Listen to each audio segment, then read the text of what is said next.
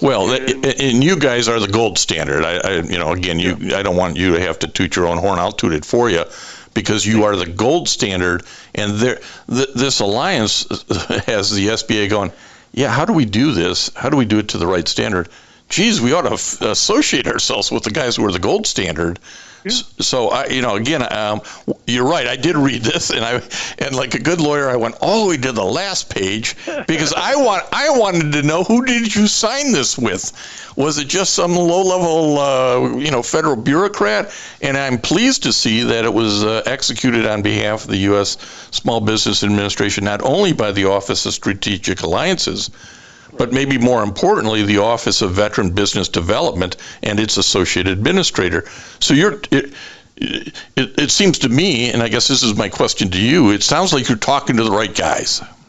Well, thank you. And that's something that, we have made an effort, and I use the analogy of knocking on doors. And we were literally knocking on the wrong door until actually when I found Larry Stubblefield as the associate administrator. And once we talked to him, he helped us open the other doors that, as you mentioned, the Office of Strategic Alliances.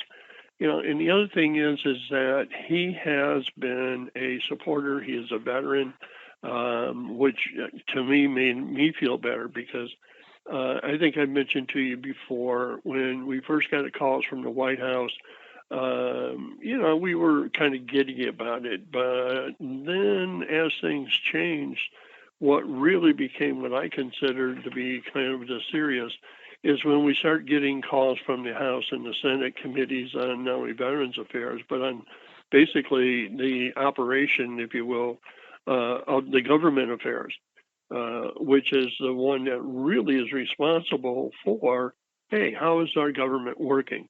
And that was a nonpartisan joint committee that called me on that.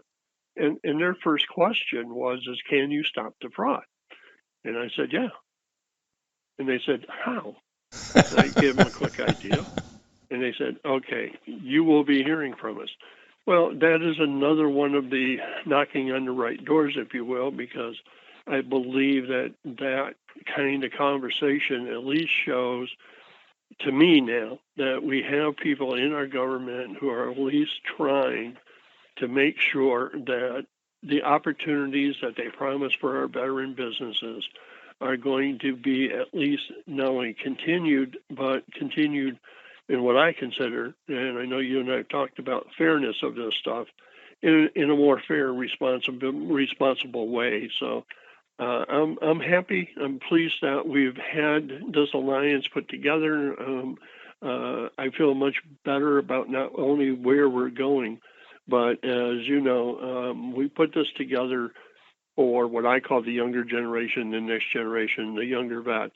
I'm a Vietnam vet, and I'm referred to as the old guy all the time, which at this point I'm just happy to be old. To be referred to, yeah.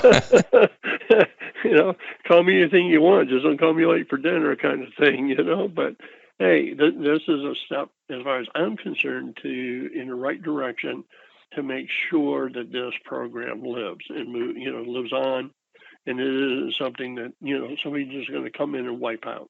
Well, we're really glad that Keith King, founder and CEO of NVBDC, had some time for us today. NVBDC is the nation's leading third-party authority for certification of veteran-owned businesses. Keith is announcing this strategic alliance with the U.S. SBA here on Veterans Radio, so we're thrilled to have you do that, Keith. But I'm going to check back with you because this is freshly minted. The ink just dried. I'm going to be checking back with you in 6 months and 12 months and saying, how's it really working out? Is the SBA really holding up its end of the deal? Are we helping veterans businesses? So that's coming, don't you?